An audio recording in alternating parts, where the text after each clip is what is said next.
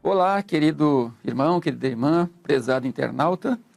É com muita gratidão a Deus e com alegria que eu estou de volta aqui na Escola dos Profetas.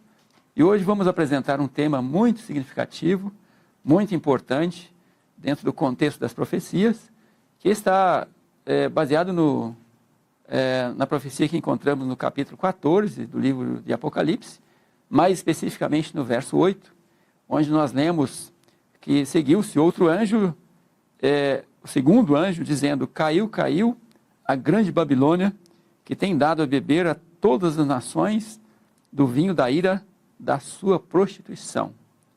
Essa mensagem do segundo anjo, ela faz parte de um grupo de 3 mensagens. Ela é a segunda, como o próprio enunciado aqui do texto diz, é antecedida pela primeira mensagem. Depois teremos a terceira mensagem, ainda no capítulo 14. E, posteriormente, o assunto apresentado aqui por esse anjo, ele volta à cena quando for estudarmos a mensagem daquele outro anjo, que está descrita no capítulo 18 do livro de Apocalipse. Bem, tratando-se do segundo anjo, inicialmente, nós não vamos nos ater à simbologia do anjo propriamente, quem ou o que ele representa. Nós vamos começar nos detendo na mensagem em si.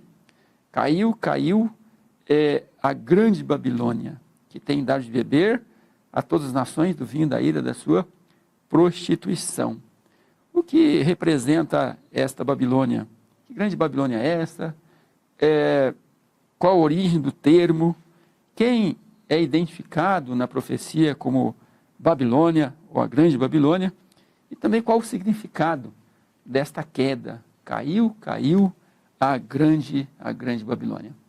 Para entendermos um pouquinho mais a fundo o termo, a origem do termo Babilônia, eu quero convidar você, querido irmão, querida irmã, prezado internauta, a uma viagem um pouquinho mais atrás no tempo, lá no livro das origens, lá no livro dos começos, no livro de Gênesis, no capítulo 10, quando nós vamos encontrar aquela fase da história pós-dilúvio. E nos versos 8 e 9, nós temos a citação de um personagem que se destaca nesse capítulo 10, na história pós-dilúvio, os descendentes de Noé. É interessante notar que se dá poucos detalhes de cada um dos personagens, de cada um dos descendentes, mesmo os mais importantes. E quando chega nesse Nimrod, filho de Cush, e, por sua vez, ele era bisneto de Noé, ele tem uma ênfase com 3 versículos a respeito dele e dos seus feitos. Aqui o texto diz que Cush gerou a Nimrod, o qual começou a ser poderoso na terra, foi valente caçador diante do Senhor. Daí dizer-se, como Nimrod, poderoso caçador diante do Senhor, o princípio do seu reino foi Babel, Ereque, Acade e Calné, na terra de Sinear. Então, os feitos, a valentia, o poder de liderança dele era tão grande, e isso aí ele se dedicava à caça, depois à guerra, comandar exércitos, fundou reinos, e que se tornou um provérbio. Esse fulano é como Nimrod, né? Quando alguém era muito valente, se comparava com Nimrod. Então, esse Nimrod, ele fundou cidades, reinos, e entre essas está citado aqui Babel. Babel, Ereque, Acade e Calné, na terra de Sinear. Essa terra de Sinear, onde estava localizado Babel, ela fazia parte do crescente fértil, que abrange desde o delta do Nilo, abrangia desde o delta do Nilo, e até hoje é assim, né? A região fértil, mar, até a Mesopotâmia, incluindo também a terra de Canaã. Sobre Babel, nós temos registros bíblicos aqui nesses capítulos 10 e 11, muito interessantes, né? E ali houve o surgimento das várias línguas. Ali Deus promoveu o surgimento das línguas. E em relação aos descendentes de Noé, qual foi a intenção deles? A partir também da liderança deste homem poderoso, Nimrod. Vamos ler no capítulo 11, verso 4. Disseram: vinde e edifiquemos para nós uma cidade e uma torre cujo topo chegue até os céus, e tornemos célebre o nosso nome, para que não sejamos espalhados por toda a terra. Isso aí é mais ou menos uns 700 anos depois do dilúvio. O relato ali é muito resumido, então já tinham se passado muitos anos, e agora esses homens poderosos, eles queriam deixar a sua marca na história. Eles não queriam ser espalhados pela terra, conforme diz aqui o texto. E eles resolveram então edificar uma torre. E aquela torre começou a ser erguida, pouco a pouco, e junto com ela se foram colocando ali nichos, pontos onde colocavam ídolos, né, imagens para a adoração. Eles ainda tinham um outro motivo para edificar essa torre. Eles queriam subir o mais alto possível, como diz aqui, até os céus, que o topo chegue nos céus. Por quê? Eles deveriam estar pensando em investigar as causas do dilúvio, né? Queriam saber. Então tinha razão ali do orgulho, da arrogância. Depois eles passaram a usar para a idolatria. E além disso, querer com pretensões científicas, entre aspas, né? Para descobrir a causa do dilúvio. Mas o que aconteceu neste momento da história? Como Deus viu aquela intenção deles, aquele procedimento e aquele empreendimento? É o que agora nós encontramos nos versos 6 e 7, como Deus interviu, como ele manifestou o seu poder e impediu o intento deles de prosseguirem com aquela obra. Nós lemos assim: e o Senhor disse: eis que o povo é um, e todos têm uma mesma linguagem. Isto é apenas o começo. Agora não haverá restrição para tudo que intentam fazer. Vinde, desçamos e confundamos ali a sua linguagem, para que um não entenda a linguagem do outro.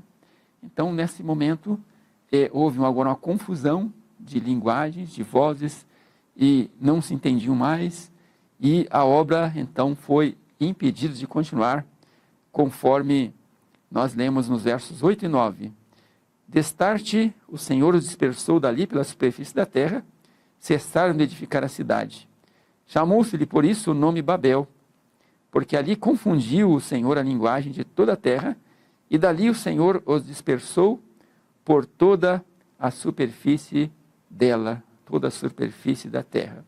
Deus impediu aquele intento desta forma, usando este recurso, e eles pararam a edificação, se espalharam, e aqui especialmente tratavam-se dos descendentes de Cã, né? E dentre esses estava ali Canaã, e eles então saíram fundando cidades. Nimrod ficou por ali e edificou, reforçou Babel, que depois veio a se tornar Babilônia. Pelas características dele, descritas aqui em Gênesis, dá a entender que ele pode também ter edificado a Síria, ter sido que deu o começo, o pontapé inicial naquela civilização, a Síria, que também foi um grande império, antecedendo a hegemonia dos caldeus de Babilônia. Mas o nosso assunto é Babilônia, né? E ali, a partir de Babel, esse reino foi sendo estruturado, foi crescendo, se desenvolvendo e abrangendo, conquistando as cidades, reinos ao redor, e se tornou um grande império. Agora, qual o significado do termo Babilônia? Como já vimos, Babilônia, ela vem de Babel. A origem desse termo é Babel, aquele pequeno reino, ficava no rio Eufrates, entre o rio Eufrates e o Tigre, mais próximo do Eufrates, e ali ela se desenvolveu. E o termo Babilônia, de acordo com o que lemos no Grande Conflito, no livro Grande Conflito, página 381, comentário a respeito, diz assim: o termo Babilônia é derivado de Babel e significa confusão. É empregado nas Escrituras para designar as várias formas de religiões falsas ou apóstatas. Então, aqueles povos ali se espalharam, se formaram outras nações, e levaram consigo suas línguas e também os seus deuses. E Babilônia significa então o quê? Confusão. Ali naquele lugar, nós podemos afirmar pela história que foi o berço das civilizações mais antigas. Também foi o berço dos diversos cultos com a adoração dos mais diversos ídolos, né? Mas também, lá na Mesopotâmia, ali, próximo ao Eufrates, também ali surgiu a religião verdadeira, né? Porque dali foi tirado quem? O pai da fé, Abraão. Quando Deus se manifestou a Abraão, lhe deu a ordem que ele saísse da sua terra, da sua parentela, e fosse para o lugar que Deus lhe ia mostrar. E Abraão era de lá, de Ur dos caldeus. Então ele teve que atravessar o Eufrates e se dirigir para a terra de Canaã. E ele trouxe no seu coração, e ele revelou agora o mundo onde ele vivia, o conhecimento do verdadeiro Deus, do Deus vivo. Então tudo isso nós temos a origem naquele lugar. Vejam a importância deste lugar, né, na história. A religião verdadeira, uma diversidade também de outros cultos religiosos e as nações mais poderosas lá na origem da história do nosso mundo. Saiu tudo daquele lugar. O termo, então, como falamos, né, Babilônia, derivado de Babel, significa confusão. E muitas religiões se desenvolveram a partir desse culto.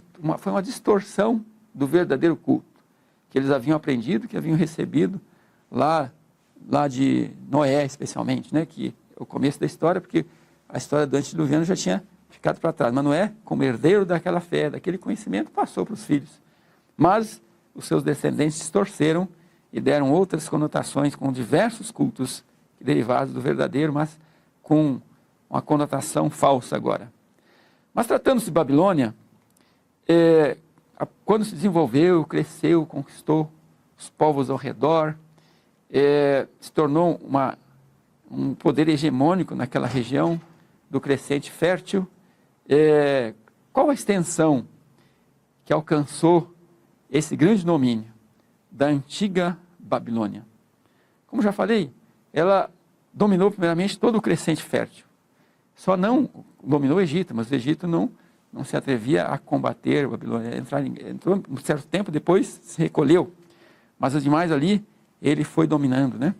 Ele não foi tão grande como o próximo reino universal, que foram os persas, estenderam um pouco mais seu domínio.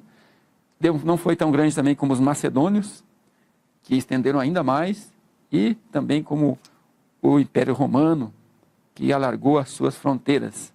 Mas mesmo assim, Babilônia, ela teve muito destaque. E o que marca mais a sua história é o poder que ela exerceu, a tirania naquela região, e o domínio que ela exerceu em relação ao povo de Deus, ao que restava do povo de Deus, porque o povo de Israel, das 10 tribos, já tinha sido desfigurado, já tinha sido destruído pelos assírios. E agora os caldeus oprimiram Judá, a nação de Judá, que tinha a capital em Jerusalém. Escravizaram os 3 últimos reis, levaram levas e levas de cativos para a Babilônia. Entre esses cativos nós temos alguns muito conhecidos, como Daniel e seus 3 companheiros, outro profeta Ezequiel. Eles levaram todos cativos para a Babilônia. E através desses cativos, a mensagem de Deus chegou lá em Babilônia. Inclusive chegou ao rei, ao imperador, ao grande e temido Nabucodonosor. Certa vez ele teve um sonho com a grande estátua, conforme está no capítulo 2 do livro de Daniel, e não havendo quem interpretasse, Daniel foi localizado, deu a interpretação, e Nabucodonosor ficou admirado com a grandeza de Deus, o Deus de Daniel, de seus 3 companheiros. Mais à frente, no capítulo 3, depois ele resolveu fazer uma grande estátua, proclamou a adoração daquela estátua, mas os 3 rapazes, Sadraque, Mesaque e Abednego, não se inclinaram, não a adoraram. Sendo acusados diante do rei, foram jogados na fornalha de fogo ardente, mas apareceu ali um quarto ser, que era o Senhor Jesus. E então Nabucodonosor louvou ao Deus do céu, que havia feito tal maravilha, preservando os seus servos. Ele passou a adorar, a servir, porém isso não exerceu tanta influência no grande império caldeu. Não. E se houve uma influência, não foi uma influência duradoura. Porque nós, continuando a leitura lá do livro de Daniel, nós vamos chegar no tempo de Belsassar, seu descendente direto, que agora, um certo dia, numa noite de urgia, num banquete, ele mandou trazer os vasos sagrados que haviam sido levados de Jerusalém para a Babilônia, e ali beberam naqueles cálices, naquelas taças, e então, enquanto estavam na maior orgia, houve algo miraculoso. Uma mão misteriosa escreveu na parede da sala do banquete: Mene, Mene, Tekel, Farsim. Que depois o próprio Daniel foi chamado, interpretou e queria dizer o quê? Pesado na balança e fosse achado em falta. E naquela noite, o reino da Babilônia passou para os caldeus. Com essa história nós percebemos que a influência não foi uma influência marcante no reino, apesar de que Nabucodonosor foi impactado com a mensagem. E, voltando assim à importância de Babilônia, que influência essa antiga cidade, ou esse antigo reino, representado pela grande cidade de Babilônia, exerceu sobre as nações? Nós temos um texto interessante do profeta Jeremias, no seu livro, no capítulo 51, o verso 7, onde encontramos a seguinte mensagem: a Babilônia era um copo de ouro na mão do Senhor, o qual embriagava toda a terra. Do seu vinho beberam as nações, por isso enlouqueceram. Por essa passagem, percebemos que o seu domínio não foi apenas pela força das armas. O domínio também foi através da sua filosofia, através do seu culto, e ele exportou a sua depravação filosófica e espiritual para outros povos, para outras nações. E o mesmo profeta, no mesmo capítulo, no verso anterior, ele deu a seguinte mensagem: fugir do meio de Babilônia, e cada um salve a sua vida. Não pereçais na sua maldade, porque é tempo de vingança do Senhor. Ele lhe dará a sua paga. As mensagens iniciais do profeta Jeremias, ele as deu aos reis, aos reis que reinavam sobre Judá, e ele recomendava que eles se submetessem aos caldeus, submetessem a Babilônia, submetessem a Nabucodonosor, porque eles estavam vindo ali como seus agentes. A nação de Judá havia apostatado, seguido o caminho do povo de Israel, das 10 tribos, haviam se contaminado com as nações ao redor, estavam ali num problema espiritual muito grande, tinham caído na apostasia, e Deus retirou a sua mão e permitiu que os caldeus agora os sitiassem, os afligissem e finalmente os dominassem e destruíssem até mesmo o templo e a sua santa cidade, os muros de Jerusalém e tudo mais. Levassem o povo cativo, inclusive os reis. Teve um que foi arrastado em correntes, seus olhos foram furados, Zedequias, seus filhos foram mortos na sua frente, e essa foi a última cena que ele viu. Depois seus olhos foram furados. Agora, porém, na parte final da profecia, quando tudo já tinha acontecido, agora Jeremias começou a profetizar contra a Babilônia. E ele agora começa a anunciar para aqueles que estivessem lá, que eles não deviam se acomodar, Eles deveriam fugir. Essa fuga não chegou a acontecer, porque depois, quando Babilônia pereceu, caiu, e veio o próximo domínio dos caldeus, Medo-Persa, o grande imperador Ciro foi dando a oportunidade para que eles voltassem para a sua terra, para reedificar Jerusalém. Mas aqui fica uma mensagem: fugir do meio de onde? De Babilônia. Não é um lugar saudável para se estar.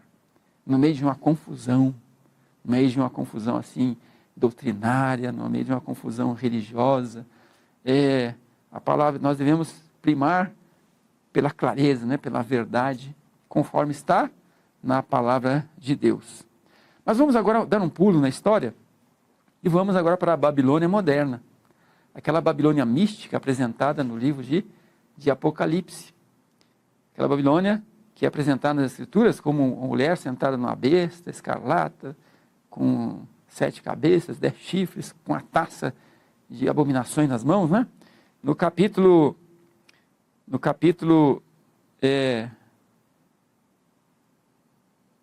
17 de Apocalipse, nós lemos o seguinte, a partir do verso 1. Veio um dos 7 anjos, que tem as 7 taças, e falou comigo, dizendo: vem, mostrar-te-ei o julgamento da grande meretriz, que se acha sentada sobre muitas águas, com quem se prostituíram os reis da terra, e com o vinho da sua devassidão foi que se embebedaram os que habitam na terra. Transportou-me o anjo em espírito a um deserto, e vi uma mulher numa besta escarlate, besta repleta de nomes de blasfêmia, com 7 cabeças e 10 chifres. Achava-se a mulher vestida de púrpura e de escarlata, adornada de ouro, de pedras preciosas e de pérolas, tendo na mão um cálice de ouro transbordante de abominações e com as imundícias da sua prostituição. Na sua fronte achava-se escrito um nome: Mistério, Babilônia, a grande, a mãe das meretrizes e das abominações da terra. A mulher que viste é a grande cidade que domina sobre os reis da terra. Neste capítulo, nesses versículos, do verso 1 a 5, e depois no verso 18 do capítulo 17, nós temos a identificação de Babilônia comparada a uma grande meretriz. E não só uma grande meretriz, aqui nos apresenta que ela é mãe de meretrizes e mãe das abominações da terra. De acordo com a Bíblia, de acordo com a profecia, né, a Bíblia, se a gente partindo do princípio que a própria Bíblia se interpreta, então a figura de uma mulher geralmente simboliza uma igreja. Uma mulher pura, uma mulher santa, imaculada, como aquela que é apresentada no capítulo 12 de Apocalipse, vestida do sol, com a lua debaixo dos pés, uma coroa de 12 estrelas. Uma mulher daquele tipo simboliza quem? A igreja, uma igreja verdadeira, uma igreja pura, uma igreja que preza pela palavra, né? Já agora uma meretriz simboliza o que então? Uma igreja que quem sabe até pode ter passado por um período de pureza, mas se depravou, caiu em apostasia, adquiriu amantes, né? Começou a amar o mundo, e essa mulher aqui descrita no capítulo 17 é comparada a uma meretriz. E um ponto interessante é que na fronte desta mulher, o que está escrito? Mistério, Babilônia, a grande mãe, a mãe das meretrizes, das abominações da terra. Babilônia está estampada na sua testa. Isso aqui numa linguagem figurada, né?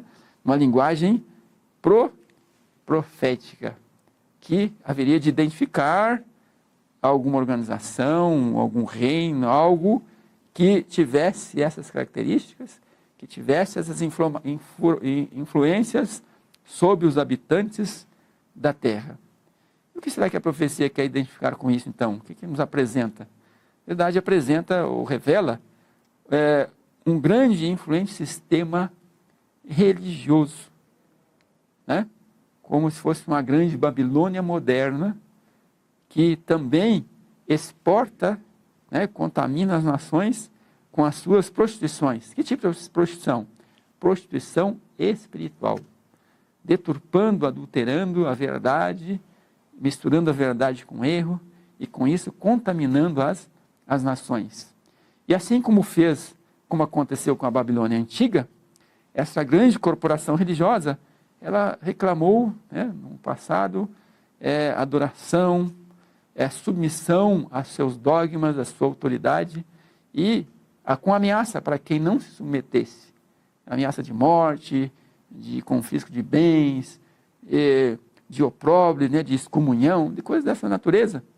E nós podemos comparar com o que aconteceu com a Babilônia antiga, conforme está registrado no capítulo 3 do livro do profeta Daniel. Quando Nabucodonosor mandou erigir aquela grande estátua no campo de Dura, que toda de ouro, né, em homenagem a si, ao seu reino, e ordenou que todos adorassem. Aquele que não se inclinasse devia ser jogado aonde? Na fornalha de fogo ardente. Da mesma forma, agora, um poder opressor haveria de se erguer na terra e oprimir quem não se subjugasse a eles. Isso já aconteceu no decorrer da história, né, com um poder assim, um sistema com tal influência e tal poder sobre algumas nações.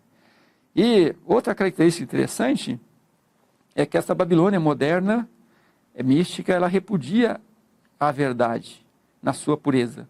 Ela zomba das obras de Deus e embebeda as nações com vinho, como fez a Babilônia antiga. E da mesma forma, esse poder, o poder dessa Babilônia é vasto, é abrangente, né?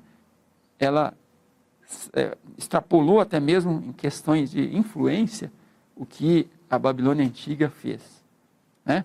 Ela exportou a sua mensagem, a sua religião, seu modo de vida e crença para muitas nações. E no verso 5, conforme foi lido, já lemos, né? Sua fronte estava escrito o nome, mistério, Babilônia, grande mãe das meretrizes. E ela atraiu sobre si a admiração. Agora a grande pergunta é, o que representa o vinho que estava naquela taça, naquele cálice, na mão da grande meretriz, da grande mística Babilônia? O que representa esse vinho?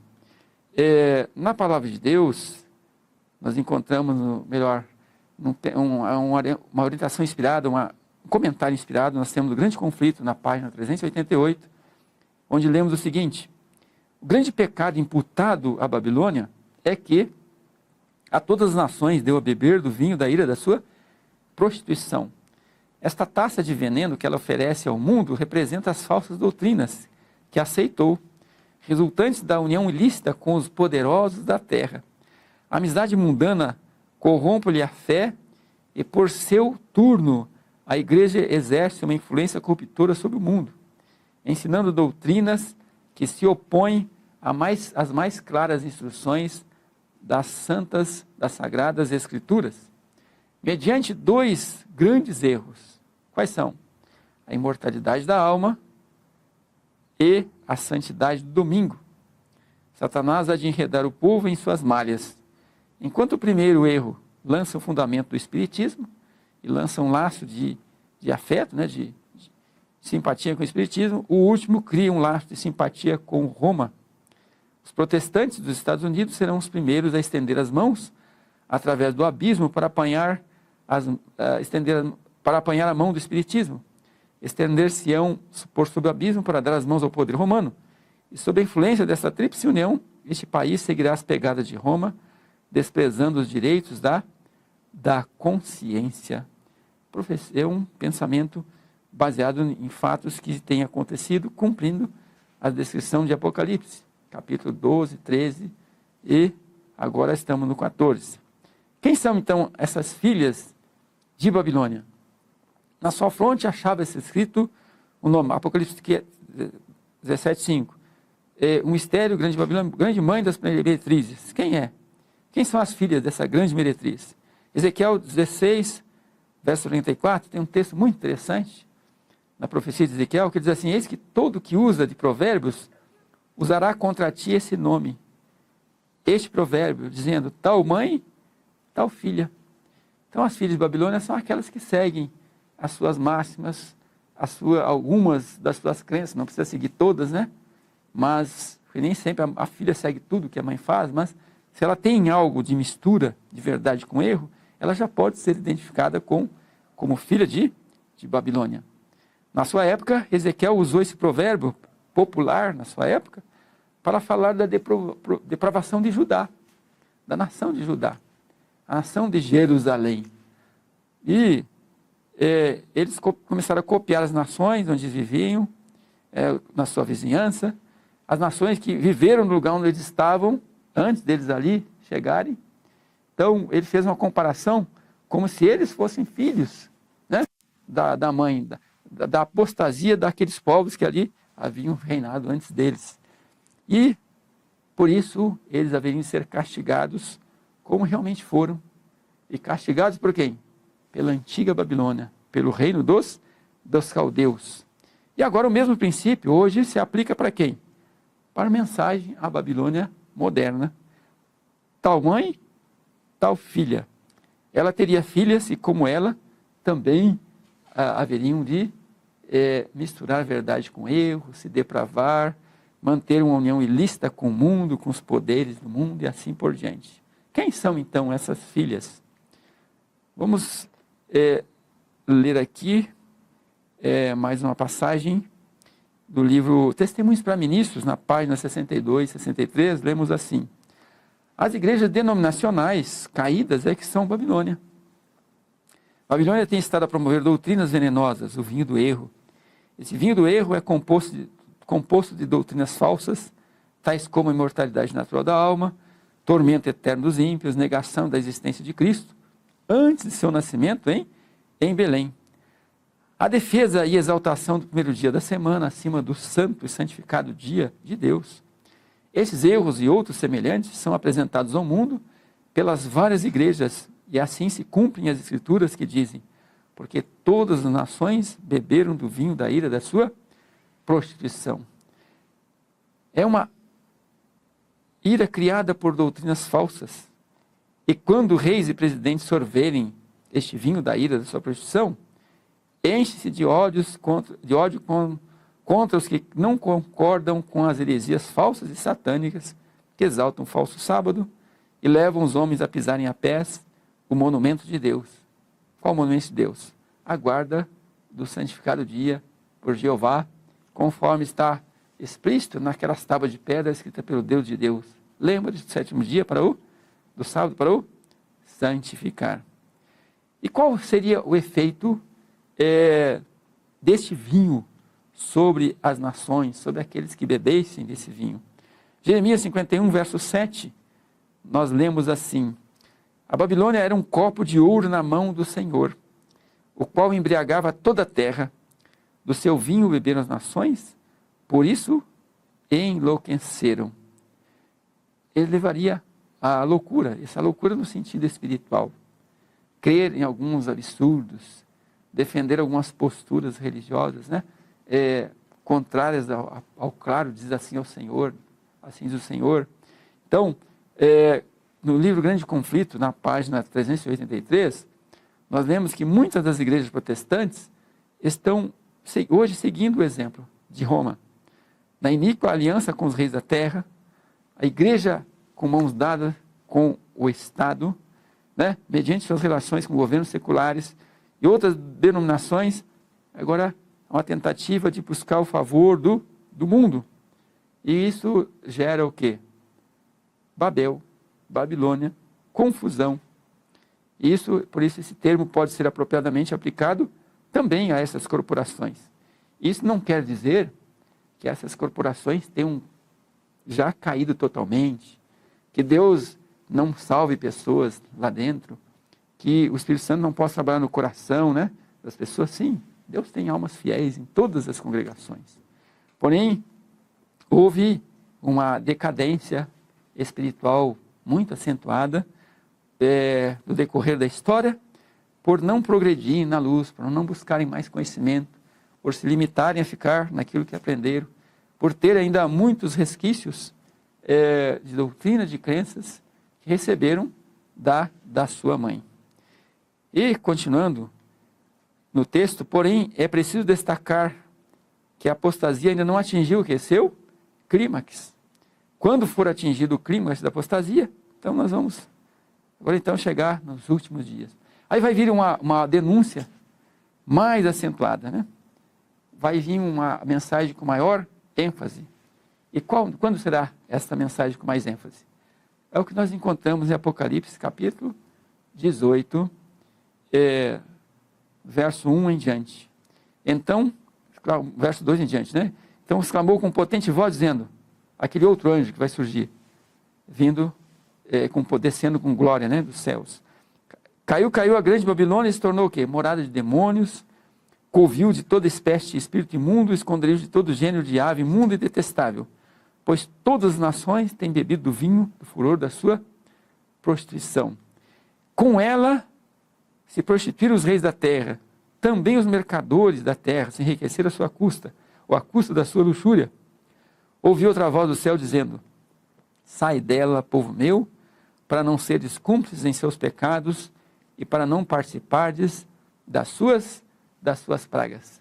Então aqui nós já vamos para o reforço da mensagem do segundo anjo, que será proclamado por aquele outro anjo descrito no capítulo 18 de Apocalipse. Aí sim, será no momento em que a queda foi total, irrevogável, né? E agora não tem outra saída para os fiéis, a não ser se retirarem das suas fileiras, da sua comunhão, e buscarem refúgio, né? Buscar uma forma para seguir a sua religião, a sua fé, da forma mais pura possível, mas não na comunhão desses grupamentos religiosos, né? E, finalmente, aqui nesse capítulo apresenta o que vai acontecer, qual o destino final que a profecia dá para esta grande Babilônia, essa moderna, mística Babilônia. Verso 8, capítulo 18, nós lemos assim: por isso, em um só dia sobrevirão os seus flagelos, morte, pranto e fome, e será consumida no fogo, porque poderoso é o Senhor Deus que a julgou. Há um princípio bíblico de interpretação profética que se calcula que para cada dia é um ano. Nós não vamos citar aqui, temos vários textos que podemos citar para dar a base para isso, né? Já houve isso aqui em outros estudos. Para cada dia um ano. Então, esse aqui diz que num só dia sobrevirão teus flagelos, com certeza está se referindo ao período das 7 últimas pragas descritas no Apocalipse. Provavelmente vão acontecer também num período curto, um ano de flagelo, de sofrimento e de dor. E, enquanto isso, o que mais está predito na profecia, nos versos 20 e 21 de Apocalipse 18? Exultai sobre ela, ó céus, e vós, santos, apóstolos e profetas, porque Deus contra ela julgou a vossa causa. Aquela Babilônia que, por um tempo, aquele sistema que por um tempo oprimiu, subjugou, perseguiu e até martirizou muitas pessoas que se levantaram contra, agora chegará o tempo de quê? De serem julgados, serem condenados, né? E a causa dos servos de Deus foi julgada aí, e eles foram libertos daquela opressão. Então um anjo forte levantou uma pedra uma grande pedra de moinho e arrojou para dentro do mar, dizendo: assim com ímpeto será arrojada Babilônia, a grande cidade, e nunca mais será achada. Então, na visão do profeta de Patmos, então diz aqui que ele viu, né, esse anjo forte levantou aquela grande pedra jogando. Era uma ilustração do que haveria de acontecer com a grande Babilônia no desfecho final da história. Então, nesse tempo, o desfecho acontecendo, algumas coisas serão reveladas, coisas que para as grandes multidões, para as massas humanas ainda estão encobertas, cada um preso ao seu sistema, ao seu credo, à sua maneira de entender as coisas, mas ali, a partir de então, verdades que estavam encobertas serão reveladas, e outras coisas serão reveladas, como por exemplo que encontramos em Malaquias, capítulo 3, verso 18. Daqui, então vereis outra vez a diferença entre o justo e o perverso, entre o que serve a Deus e o que não o serve. Vai chegar o tempo, então, de ser revelada a diferença entre o trigo e o joio, né? Chegou a diferença de ficar claro quem serve realmente a Deus, quem lhe obedece, quem busca fazer a sua vontade, e quem esteve enganado ou quem esteve enganando a muitos. E uma diferença que vai ficar clara está dentro do contexto de Apocalipse 14, vai ser mais bem estudada ao ser apresentada a mensagem do terceiro anjo, mas é o que nós encontramos no capítulo 14, do verso 12. Aqui está a perseverança dos santos. Aqui estão os que guardam os mandamentos de Deus e a fé de Jesus. Então, em contraste com a grande Babilônia, a confusão, né? Com as suas filhas, que tem um vinho de ira, um vinho de prostituição espiritual. O Apocalipse apresenta a ideia de um povo guardando os mandamentos de Deus, um povo que persevera na fé, um povo que persevera em estudar as Escrituras, um povo que busca a informação na palavra de Deus, que não se deixa levar assim pela crença popular da maioria, mas se busca fundamentos na palavra de Deus. Então, eles são identificados como guardando os mandamentos de Deus e a fé de Jesus. São crentes em Cristo. Eles aceitam, recebem a justiça de Cristo. Eles são salvos pela graça, mas a graça que os capacita a viver de uma forma da melhor possível na presença de Deus. E pela graça, se esforçando também para guardar os santos mandamentos, não para ser salvos, mas para dar valor e validação à salvação que encontraram em Cristo Jesus. Agora nós temos alguns aspectos mais da questão histórica e profética dessa profecia, como ela veio à tona, como o conhecimento, essa interpretação veio à tona, aplicação histórico-profética. Bem, no estudo passado, já foi apresentado aqui algo sobre a mensagem do primeiro anjo, que começou a ser proclamada lá pelo ano de 1831 a 33, e o seu grande arauto, o seu grande pregador foi Guilherme Miller, que depois recebeu o reforço de outros grandes homens e mulheres que os ajudaram na proclamação dessa mensagem. Foi um movimento que começou pequeno, mas foi crescendo, se desenvolvendo, e pastores e leigos se envolveram na proclamação, e finalmente aquela mensagem alcançou todos os postos missionários, né, em volta da terra, né? E a mensagem era qual? A mensagem que proclamava a volta de Jesus, proclamava a vinda de Cristo, né?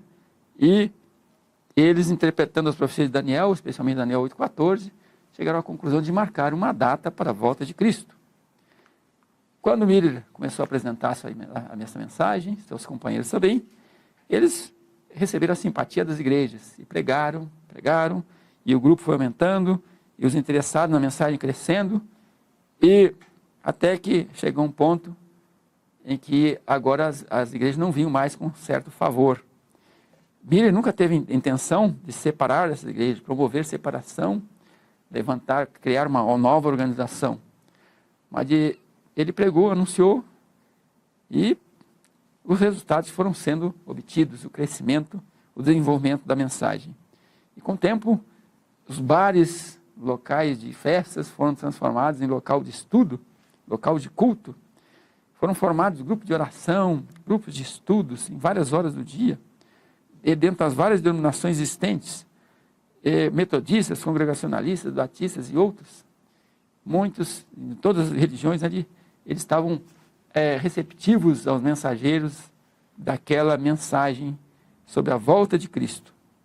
E assim eles foram se desenvolvendo, e através de uso de tendas, de ilustrações, das profecias, a mensagem foi ficando clara e evidente, né, às pessoas. Mas, com o passar do tempo, percebeu-se que eles estavam fechando as portas, estavam impedindo já os crentes de ouvir aquela mensagem. E outro fator é que a mensagem de Miller, por não ter atido bem aos detalhes da contagem do tempo, ele anunciou a volta de Cristo para entre 1831 até início de 1844. E aí chegou aquele tempo e Jesus não veio. E nessa ocasião, então, eles começaram a ficar apreensivos, e outros começaram a pesquisar mais profundamente. E então entra em cena um personagem. A mensagem do primeiro anjo, o principal foi Guilherme Miller. Agora nós temos um outro personagem chamado Samuel Snow, que nasceu em 1806, viveu até 1890. Inicialmente ele era cético, ele não cria na palavra de Deus, não seguia nenhuma igreja das constituídas, mas com influência da mensagem millerita, ele resolveu estudar a Bíblia, aceitou, abraçou e se tornou um pregador. E um profundo estudante. E ele se ateve mais a estudar os períodos proféticos, alguns detalhes na contagem do ano, a passagem do ano antes de Cristo para o depois de Cristo, e ele chegou agora a uma certeza, que a volta de Cristo seria no dia 22 de outubro de 1844. E com isso, então, começou a proclamação de uma mensagem denominada na época a mensagem do sétimo mês, ou o clamor da meia-noite, né, mais ou menos esse título que era dado à pregação que ele trouxe agora para o grupo de mileritas. E aí nós podemos então agora anunciar quando que começou realmente a mensagem do segundo anjo, identificando Babilônia, as suas filhas, o vinho da prostituição, o que era tudo isso, né? Quando começou a se pregar isso, e agora anunciando realmente quando seria, de acordo com o entendimento deles, a volta de Jesus.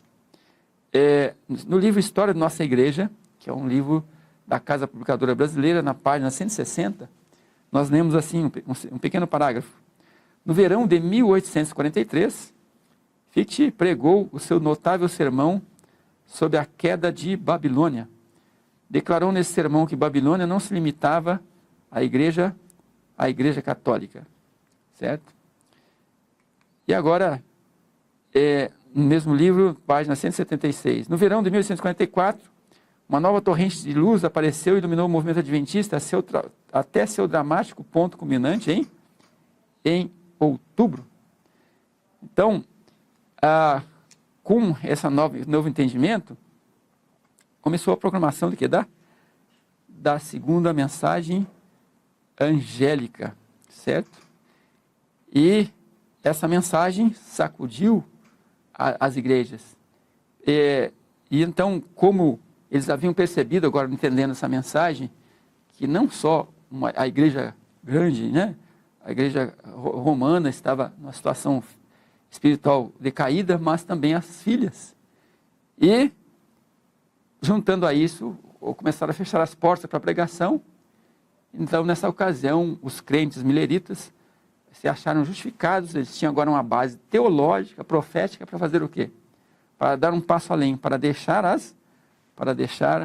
as igrejas. Aí nós lemos no Grande Conflito, na página 426, o seguinte: a proclamação aí vem, o esposo foi feito no verão de 1844.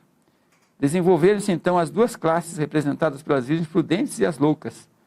Uma classe que aguardava com alegria o aparecimento do Senhor e que estivera diligentemente preparando para o encontrar. Outra que, influenciada pelo medo e agindo por impulso do momento, se satisfizera com a teoria da verdade, mas estava destituída da graça de Deus. Então aqui nós lemos que no verão de 1844, com essa mensagem aí vem o esposo, o clamor da meia-noite, houve o quê? A primeira saída das igrejas. 50 mil abandonaram as igrejas. Então, o verão de 1844, tendo em vista que isso aqui é no hemisfério norte, o verão começa quando começa o inverno aqui, né? Lá pelo mês de junho. Então, eles teriam agora até o outono de lá, que corresponde à nossa primavera, para pregar. Então, por isso o movimento é chamado movimento do sétimo mês. Teriam 7 meses para anunciar, dar o último clamor, tal, balançar o mundo, as igrejas, e agora Jesus haveria de vir. E então houve agora a separação, né? Eles começaram a pregar, mas independente das igrejas. Um texto interessante que está no livro Grande Conflito, na página 376, nós lemos o seguinte: qual foi o sentimento daqueles irmãos? Daqueles 50 mil que tiveram que abandonar as igrejas? Diz que amavam as suas igrejas, repugnava-lhes o separar-se delas, mas como vissem suprimido o testemunho da palavra de Deus, negado o direito de pesquisar as profecias, compreenderam que a lealdade para com o Senhor lhes vedava a submissão. Não poderiam considerar os que procuravam excluir o testemunho da palavra de Deus, impedir a pregação, impedir o uso do púlpito para anunciar essa tão importante mensagem, como constituindo a Igreja de Cristo coluna e base da verdade. Daí, os se sentirem justificados em desligar-se dessas congregações. No verão de 1844, aproximadamente 50 mil se retiraram das igrejas. Aproximadamente 50 mil membros, né? E entre eles nós podemos enumerar Ellen G. White, Tiago White, José Bates, Samuel Snow, Carlos Fichte, certo? Nomes assim importantes, tantos outros, né? Que Raquel Preston e assim por diante, que saíram ali e estavam liderando e conduzindo agora o povo naquela mensagem, aguardando a volta de Jesus. Primeiros escritos, na página 238, nós lemos o seguinte: em toda parte do país foi proporcionada luz acerca da mensagem do segundo anjo, e o clamor amoleceu o coração de milhares. Foi de cidade em cidade, de vila em vila, até que o povo expectante de Deus ficasse completamente desperto. Em muitas igrejas não foi permitido dar-se a mensagem, e uma grande multidão que tinha o vívido testemunho deixou então essas igrejas caídas. Aí outras pessoas continuaram agora deixando e as igrejas se unindo àquele grupo. E a obra foi crescendo. Na continuação, diz aqui, uma poderosa obra foi realizada pelo clamor da meia-noite. A mensagem era de natureza a promover o exame de coração, levando os crentes a buscar por si mesmos uma vívida experiência. Sabiam que não poderiam buscar apoio uns dos outros. Eles tinham que contar com Deus, eles tinham que confiar em Deus, tinham que continuar batendo por essa fé e se preparando. O apelo agora é para um preparo individual, porque Jesus estava, de acordo com o entendimento deles, estava vindo, estava se aproximando o dia. E a hora foi chegando, os dias foram passando, e conforme lemos no Vida e Ensinos, página 53, o povo expectante de Deus aproximava-se da hora em que estremecidamente esperava as suas alegrias se completassem na vinda do Salvador. Mas, de novo, passou o tempo. Vejam, eles já haviam tido uma pequena decepção com a mensagem inicial de Miller, se bem que Miller não tinha marcado dia, hora, semana, né? Uma expectativa no ano, esperava para dentro do ano de 1833, e não aconteceu. Mas agora eles tinham um dia, tinham hora, eles tinham contagem exata, tinham cálculos precisos que marcavam o dia. E então veio o amargo desapontamento que atingiu em cheio o pequeno rebanho, né? Cuja fé tinha sido tão forte e tão elevada a esperança. E estávamos, porém, surpresos de que não sentíssemos tão livres no Senhor, tão fortemente fôssemos amparados pela sua força e graça. Bem, eu havia comentado sobre Samuel Snow, que era um cético, se tornou um milerita, foi um grande pregador dessa mensagem, principal a recalcular a data proposta para a vinda de Cristo, marcando 22 de outubro de 1844, movimento do sétimo mês, etc. Esse foi um grande nome, mas houve outros nomes também de destaque. E um que eu gostaria de citar foi o de Carlos Fichte, aquele que ajudou muito com as ilustrações, que preparava os mapas, os diagramas, né, que eram apresentados nas palestras, nas conferências. Ele foi um grande contribuinte. Ele também foi um grande pastor. E quando estava na véspera do grande acontecimento esperado, ele batizou 3 grupos de pessoas. As pessoas vinham, né, nas enxurradas, querendo o batismo, querendo mudar a vida, querendo estar preparado para o volta de Cristo. Ele fez esse batismo. E a água estava muito fria, e ele adoeceu, pegou uma pneumonia, da qual ele veio a falecer. E então os dias se passaram, né? Ele faleceu no dia 14 de outubro de 1844, e o desapontamento foi no dia 22, 8 dias antes, praticamente uma semana antes, ele veio a óbito. Porém, a mãe, a esposa dele, mãe dos filhos deles, confortava os filhinhos. Olha, vamos nos preparar, vamos orar, vamos ficar firmes aqui, porque Jesus já está vindo, e nós vamos receber de volta o papai, nós vamos receber meu esposo, ele vai ressuscitar, e nós vamos subir com Jesus para o céu. Esta era a expectativa. E não só da esposa de Fichte, de Carlos Fichte, mas assim, essa é a expectativa de muitas mães que perderam os filhos por tuberculose, né? Muitos maridos que perderam a esposa, né? E assim por diante. Eles estavam aguardando aquele dia chegar, para a família se reunir novamente, darem as boas-vindas a Jesus e subirem aos céus. Mas eles foram decepcionados. Havia ainda um detalhe na profecia que não tinha sido entendido, que Deus tinha evitado que entendessem, né? E ali, nós como lemos no texto anterior, havia mesmo entre aqueles que estavam expectantes, havia um grupo misto. Alguns realmente estavam de coração.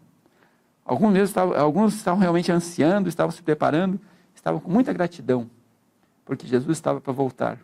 Mas outros acompanhavam o grupo por medo, por receio, né? Eles não queriam se perder e tal, mas não tinham experimentado ainda uma conversão verdadeira. Na verdade, eles passaram por uma experiência parecida com a dos antigos discípulos de Jesus. A experiência dos discípulos se repetiu. Os discípulos aguardavam ver Jesus sentado no trono em Israel, mas ouviram na cruz. Aguardavam para ser seus ministros imediatos, mas tiveram que fugir com medo de receberem o mesmo destino que Cristo, passarem pela morte de cruz. Depois eles foram se achegando. E nós temos uma passagem interessante no Evangelho de Lucas, né? Que fala na ocasião em que Jesus foi ao encontro de 2 discípulos que estavam caminhando de Jerusalém para Emaús. E aqui nós lemos o seguinte, Lucas 24, a partir do verso 18, né? Um, porém, chamado Cleopas, respondeu, dizendo, és o único, porventura, que, tendo estado em Jerusalém, ignoras as ocorrências desses últimos dias? Ele lhes perguntou quais. Jesus, que estava andando com eles, né? Sem se dar a conhecer, já vinha conversado e tal. Aí chegaram nesse ponto do diálogo. Então Jesus perguntou, mas quais coisas aconteceram? E eles explicaram o que aconteceu a Jesus, o Nazareno, que era varão profeta, poderoso em obras e palavras diante de Deus e de todo o povo. E como os principais sacerdotes e as nossas autoridades o entregaram para ser condenado à morte e o crucificaram. Ora, nós esperávamos que fosse ele quem havia de redimir Israel. Mas depois de tudo isto, é já este o 3º dia desde que tais coisas aconteceram. Esta foi a grande decepção dos discípulos. Foi a decepção da igreja nos dias de Cristo. E agora as coisas se repetem também aos discípulos, aos mileritas, aos primeiros adventistas, aos pioneiros, né? Que aguardaram ansiosamente a volta de Cristo no dia 22 de outubro e nada aconteceu. Havia grupos reunidos nas fazendas, nas cidades, né? Na propriedade de Miller tem lá a Rocha da Ascensão. Até hoje lá ainda tem um memorial. Muitos estavam ali naquela rocha esperando, orando, olhando para cima. E Cristo não veio. E haviam feito mudanças radicais, né? Haviam parado de plantar, de colher, negociar, haviam doado seus bens para os pobres, repartido. E agora, Cristo não veio. Que grande decepção, que vergonha eles passaram, né? Porém, irmãos, Deus depois dá o desfecho dessa história. No próximo estudo, na mensagem do 3º anjo, vocês terão mais detalhes de como começou todas as coisas, a mensagem do 3º anjo, e como entenderam esse grande acontecimento, essa grande decepção. Mas o importante para nós hoje é sabermos que Deus, Ele tem promessas para nós quando passamos por desapontamentos. Sejam quais forem os desapontamentos, Ele tem promessas.